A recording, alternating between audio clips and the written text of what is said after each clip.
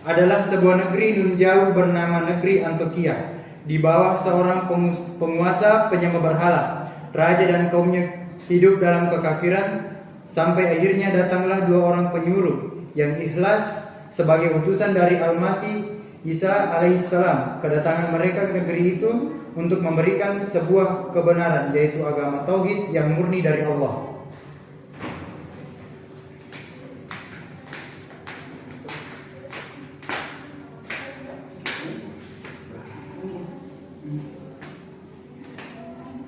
Alhamdulillah kawan, kelihatannya negeri yang kita tuju telah dekat di depan mata kita. Indahnya negeri ini, kenikmatan Allah tercurah sempurna seandainya mereka mau mensyukuri dengan keimanan serta mereka mau mengikuti agama Nabi kita. Itulah kawan, jauh-jauh datang kemari, itu tugas kita kawan. Dengan kebenaran yang kita bawa, semoga mereka semua terselamatkan. Seorang laki-laki masuk ke panggung dengan bertongkat, berpakaian penduduk biasa dari arah berlawanan. Cara berjalan menunjukkan rapuh, rentang dan putus asa. Dia adalah Ubaid An-Najjar.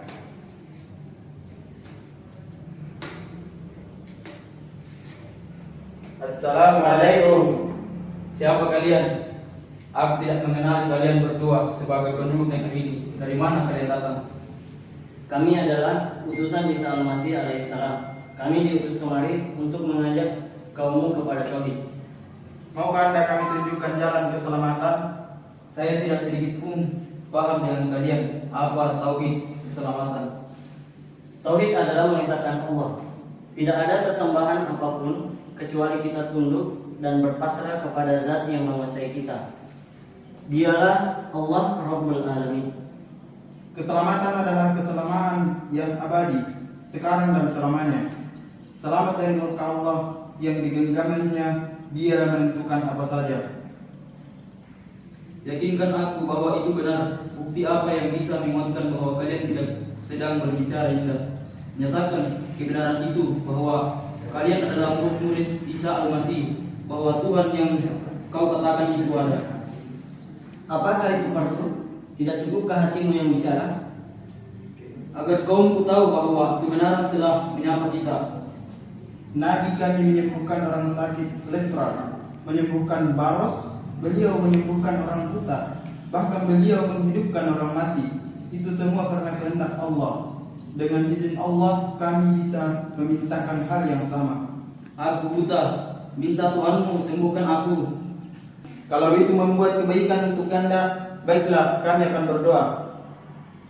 Kemudian keduanya bersimpuh dan berdoa lalu mengusap mata Ubaid. Perlahan bisa merasakan penglihatannya.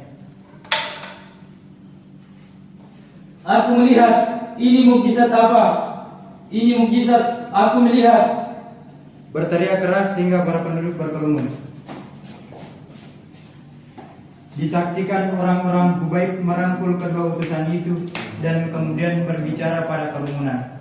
Wahai kaumku, mereka berdua adalah utusan Allah Al-Masih yang telah menyembuhkan mataku. Mereka mengajak kita untuk meninggalkan berhala-berhala kita dan hanya menyembah pada Tuhan yang telah menjawab permintaan hambanya. Itu hanya kebetulan. Jangan hanya percaya pada tipu daya. Kalau mereka memang benar, mereka bisa menyembuhkan lumpuh ibuku. Datangkan ibumu kemari. Baik, buktikan saja. Seorang tua dipapah naik panggung dan kemudian diletakkan di depan. Kemudian kaki-kakinya diusap dengan membaca Bismillah. Bismillahirrahmanirrahim. Dan dilatih berdiri dan akhirnya berdiri keheranan.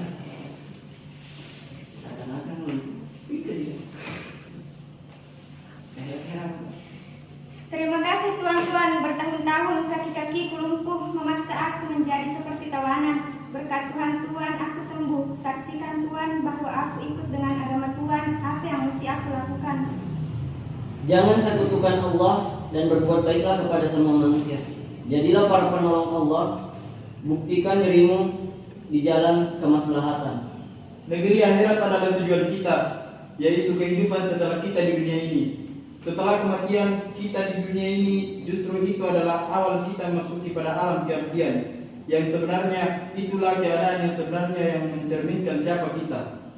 Di tengah-tengah manusia yang sudah tunduk mendengar nasihat dari dua utusan, tiba-tiba tentara kerajaan datang dan menghardik orang-orang. Ada apa ini? Kalian pasti sedang melakukan makar terhadap raja. Tangkap dua orang asing itu. Jangan coba melakukan hal di luar titah raja. Ngerti kalian semua? Mengerti.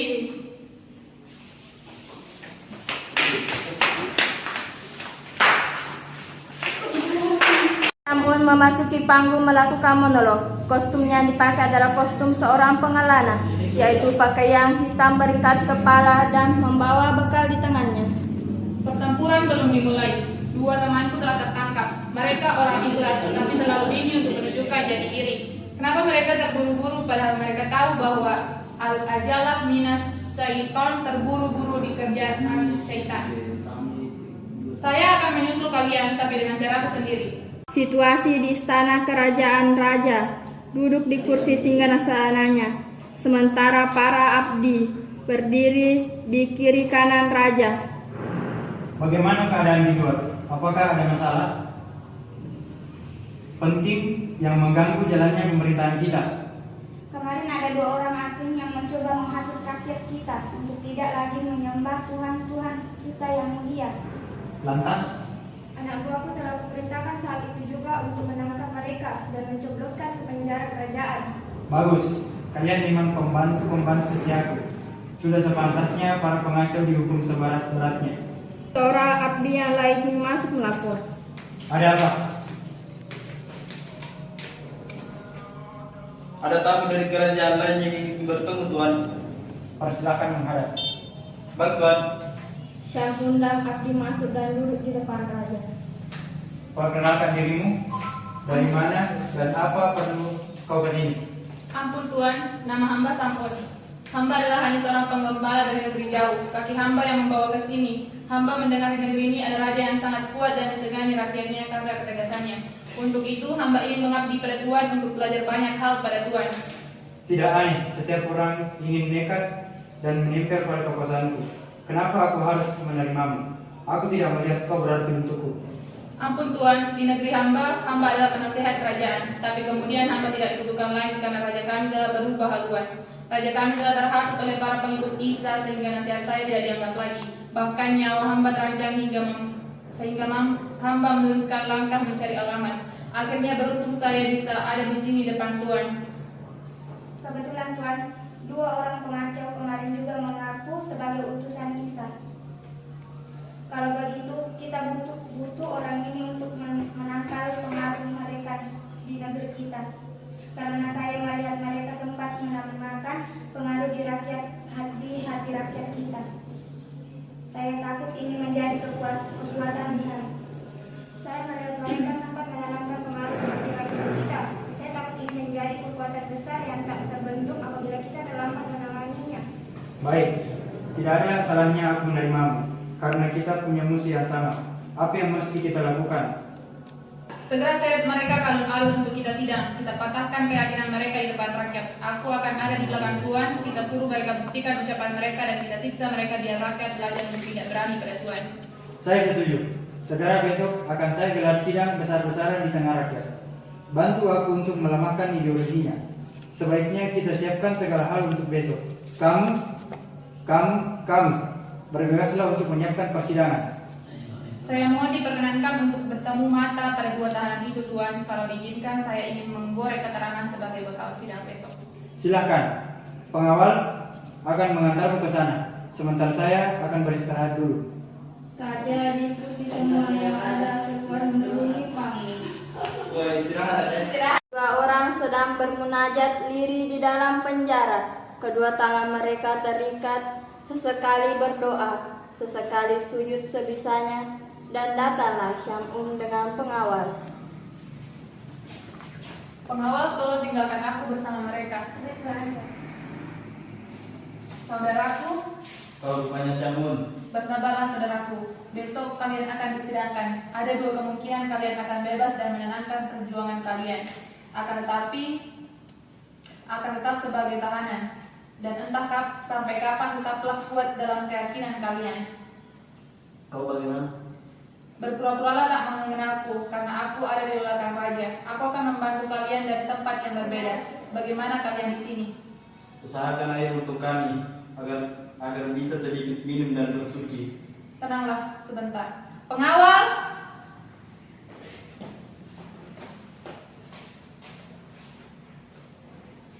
Bawa mereka ke sumur, guyur mereka biar otak mereka sadar. Kalau masih keras kepala, sekap lagi mereka di sini.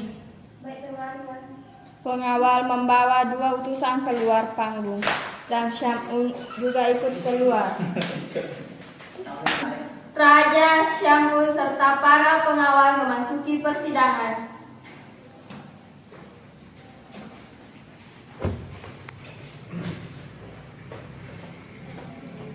Apa kamu yakin kita bisa membungkam mulut mereka dengan kepandaian berbicara? Apalah artinya saya Tuan, dibanding kepiawaian Tuan dengan kekuasaan Tuan itu perkara kecil. Saya yakin mereka akan jarang bermain-main dengan Tuan. Baik, kita sidang mereka sekarang saja. Prajurit, bawa 2 tawanan itu kemari. 2 prajurit membawa tawanan lain dibawa ke depan raja dan pengikutnya.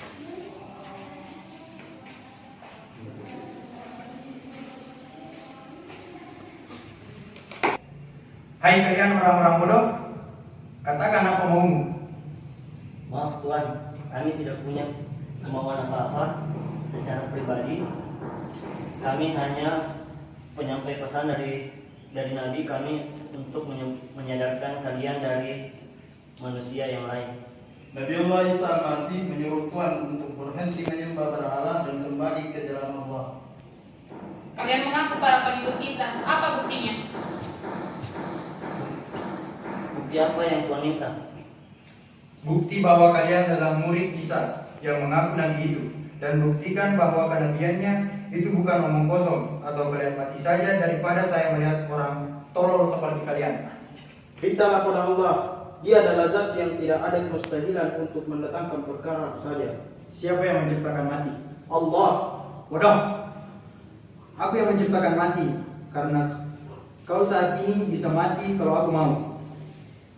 Kalau begitu, bisakah Tuhan menghidupkan kami kalau nanti Tuhan telah membunuh kami? Karena Tuhan kami adalah zat yang mematikan sekaligus zat yang menghidupkan. Baik, aku mengaku tak mampu untuk hal itu. Tapi, apakah bisa Tuhanmu menghidupkan bangkai yang sudah mati? Apakah itu juga mungkin? Pikir, itu mustahil. Sudah, jangan buang waktu lagi. Kalian minta maaf pada saya. Lalu saya maafkan kalian, lalu kalian pergi. Saya jamin keselamatan kalian. Kalau Allah menghendaki tak ada yang tak mungkin Tuhan. Hei, rupanya kalian masih ngotot kalau bangkai bisa hidup kembali. Kalau begitu buktikan. Bawa jasad orang mati ke sini biar mereka buktikan buayan mereka. Kita nanti akan tahu betapa bodohnya mereka. Pengawal membawa sosok mayat ke tengah-tengah sidang. Seketika semua yang hadir menutup hidung karena mayat itu sudah berbau. Ini sosok mayat yang kau inginkan. Mayat ini telah meninggal 7 hari yang lalu. Silahkan orang-orang bodoh, mintalah pada Tuhan kalian untuk menghidupkan jasad ini. Dengan izin Allah, kami akan berusaha. Hei semuanya, lihatlah 2 orang bodoh ini. Mau mengeluarkan kekuatannya. Hahaha, lucunya mereka. Hei, mana bisa mayat sudah mati hidup kembali? Sadar, sadar. Tiba-tiba mayat itu sedikit demi sedikit bergerak dan seketika menghentikan tertawa orang-orang yang hadir sehingga raja mulai panik. Syamun, bagaimana ini mayat itu mulai bergerak? Ternyata mereka punya kekuatan yang tidak sembarangan. Tenang Tuhan, sebaiknya kita minta pada Tuhan kita berhala yang ada di kuil itu. Tentu mereka akan melawan kita menghadapi kekuatan mereka. Syamun, sebagaimana saya kamu pun tahu bahwa berhala-berhala itu adalah batu balaka yang kita ukir, kita pahat dan kita minyaki setiap hari. Mana bisa batu memberi pertolongan? Tiba-tiba si mayat duduk dan berbicara.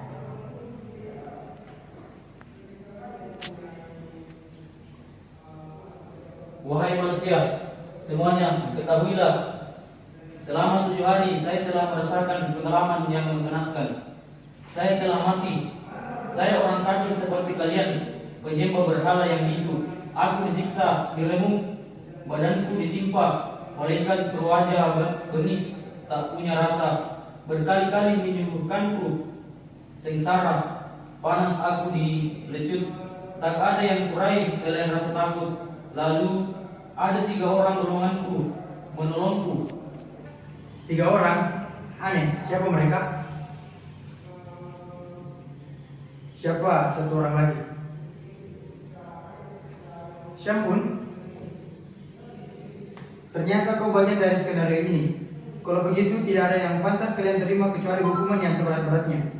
Wahai Raja, masihkah Tuhan menutup hati untuk semua yang telah terbukti? Kami hanya utusan, tugas kami adalah menyampaikan. Pengawal, bawa 3 orang ini, siksa mereka, ikat di tempat terbuka, biar sama melihat betapa sengsaranya orang yang mencoba mengakali raja. Membawa 3 orang utusan dan keluar. Kemudian diikuti raja dan yang lain. 3 utusan dengan bayat tangan masih terikat masuk panggung, jatuh tersungkur, disusul orang-orang yang menyiksa dengan cambuk, dengan kayu, dengan guyuran air, dengan lemparan batu, dan dengan sumpah serapah. Datanglah Khubayb yang menghentikan penyiksaan itu. Hentikan kebiadaban ini. Kalian manusia atau binatang? Diam kau Khubayb. Mereka pantas menerimanya karena telah membuat kita semua sengsara. Kedatangan mereka ke negeri ini, kita hanya membuat tuan-tuan kita marah dan kemudian menghentikan hujan untuk kita. Benar kawan-kawan? Benar. Bodohnya kalian. Mengapa kalian tidak berpikir sebaliknya? Kalianlah yang telah tega berbuat aniaya, mencuri milik tetangga, membunuh sesama, berjudi dan foya-foya, dan kalian menyembah batu yang tidak bisa mendengar dan berbicara. Khubayb, kau ada di pihak mana? Mengapa kau bela mereka? Aku tidak membela mereka, tapi aku melihat kebenaran ada pada mereka. Ikutlah mereka. Mengapa ada utusan yang tidak minta upah? Mereka hanya mau minta kita terselamatkan. Kalau begitu, ikutlah bersama mereka. Apa salah saya kalau aku harus ikut beserta mereka? Apakah aku yang mengerti ini harus ikut kalian yang bodoh dan tuli? Sadar Khubayb, kau telah terbujuk mereka dan berani menghina kami. Wahai para utusan, saksikanlah dan dengarkanlah bahwa aku beriman kepada Tuhan kalian. Bunuh Khubayb! Bunuh Khubayb! Bunuh Khubayb! Orang-orang kemudian merasakan sakit di telinga karena ada suara lengkingan yang amat dahsyat sebagai azab dari Allah. Semua terbelalak mati. Ya bagus. Itulah tadi drama dari kelompok 3 Al-Islam dan Muhammadiyah. Adapun kesimpulan dari drama ini, setiap muslim hendaknya meyakini bahwa tauhid adalah dasar Islam yang paling utama, yang paling penting. Jika tauhid yang murni sangat bermanfaat dalam hidup seseorang, baik itu pribadi maupun berjamaah. Dari kata tauhid akan datang karena tauhid membentuk kepribadian yang kokoh dan bertoleransi. Bagi siapapun yang mau mengamalkan nilai-nilai ketauhidan dengan benar-benar dalam segala aktivitasnya, niscaya akan mendapatkan ketauhidan dengan benar dan akan mendapat keistimewaan di sisi Allah Subhanahu wa taala. Allah menjanjikan bagi para tauhid akan mendapatkan kebahagiaan di dunia dan akhirat. Lebih dan kurangnya mendoakan billahi fisabilil haq wastabiqul khairat. Wassalamualaikum warahmatullahi wabarakatuh.